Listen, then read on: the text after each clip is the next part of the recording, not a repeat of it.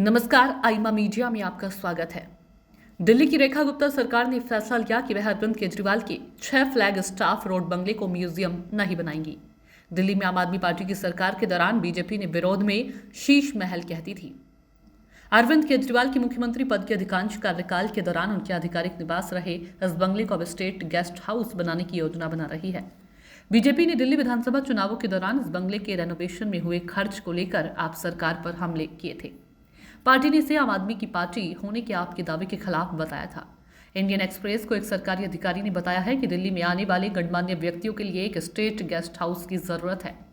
अन्य राज्यों की तरह दिल्ली में कोई गेस्ट हाउस नहीं है। दिल्ली सरकार अब 6 फ्लैग स्टाफ रोड के इस बंगले में बड़े एरिया होने और प्रमुख स्थान के कारण यहां गेस्ट हाउस बनाने पर विचार किया जा रहा है। हालांकि आखिरी फैसला अभी लिया जाना बाकी है। जहां ये बंगला है वह flag staff road civil lines क्षेत्र में स्थित है, जहां राजभवन, दिल्ली विधानसभा और सचिवालय भी है। अधिकारी ने आगे बताया कि 1990 के दशक में एक अन्य संपत्ति 33 शामनाथ मार्ग वाले एक बंगले को स्टेट गेस्ट हाउस बनाने का प्रस्ताव रखा गया था, लेकिन 3-4 सालों के भीतर यह योजना रद्द कर दी गई। तब से दिल्ली में कोई राज्य अतिथि गृह नहीं रहा है। आप सरकार के दौरान 33 शामनाथ मार्ग को दिल्ली सरकार के think tank dialogue and development commission of Delhi के लिए यूज किया गया था, जिसे नीति निर्माण पर सलाह देने के लिए स्थापित किया गया था। साल 1942 में निर्मित 6 फ्लैग स्टाफ रोड बंगले में मूल रूप से 5 बेडरूम और एक ऑफिस रूम है, जो लुटियंस दिल्ली क्षेत्र के बाहर सबसे बड़ी सरकारी संपत्तियों में से एक है। साल 1960 के दशक से यह संपत्ति दिल्ली सरकार के लोक निर्माण विभाग के पास है। इस बंगले में पहले वरिष्ठ कांग्रेस नेता चौधरी प्रेम सिंह रहते थे, जिन्होंने 2 बार दिल्ली विधानसभा अध्यक्ष के रूप में कार्य किया था। इसके बाद इसे दिल्ली सरकार के वरिष्ठ नौकरशाहों को आवंटित किया गया था। आप सरकार ने इस बंगले के रेनोवेशन का फैसला तब लिया जब साल 2020 के मानसून के दौरान इसकी छत का एक हिस्सा गिर गया था और कुछ समय बाद एक शौचालय की छत भी ढह गई थी। बाद में किए गए संरचनात्मक सुरक्षा ऑडिट में इसके संपूर्ण नवीनीकरण की आवश्यकता पाई गई। केजरीवाल इस साल 2015 में अपने माता पिता, पत्नी और 2 बच्चों के साथ इस बंगले में शिफ्ट हुए और अक्टूबर 2024 तक यहीं रहे।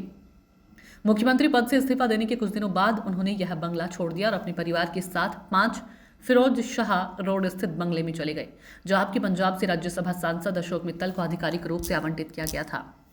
3 दिनों के लिए आपकी नई मुख्यमंत्री आतिशी इस बंगले में रही, लेकिन 9 अक्टूबर को पीडब्ल्यूडी ने उन्हें इससे खाली करने के लिए कह दिया, क्योंकि केजरीवाल ने आधिकारिक रूप से इसे विभाग को नहीं सौंपा था। जनवरी 2025 में पीडब्ल्यूडी ने आतिशी को यह बंगला देने का प्रस्ताव भी रद्द कर दिया था।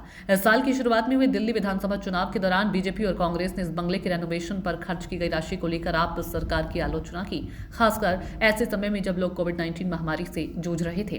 बीजेपी ने वादा किया था कि सत्ता में आने के बाद उसका मुख्यमंत्री इस शीश महल में नहीं रहेगा। वरिष्ठ बीजेपी नेता विजेंद्र गुप्ता ने यहां तक कहा कि इस बंगले को गिरा दिया जाना चाहिए और इसे अपनी मूल स्थिति में लौटाना चाहिए। बीजेपी के सत्ता में आने के तुरंत बाद दिल्ली सरकार ने इस बंगले पर नियंत्रक एवं महालेखा परीक्षक की रिपोर्ट सार्वजनिक कर दी।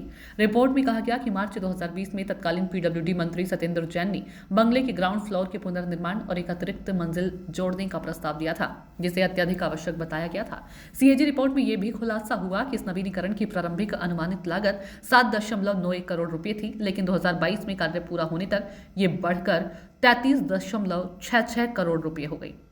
इस तरह के समाचार व वीडियोस प्राप्त करते रहने के लिए आईमा मीडिया को यूट्यूब पर सब्सक्राइब करें और फेसबुक व अन्य प्लेटफॉर्म पर फॉलो करें।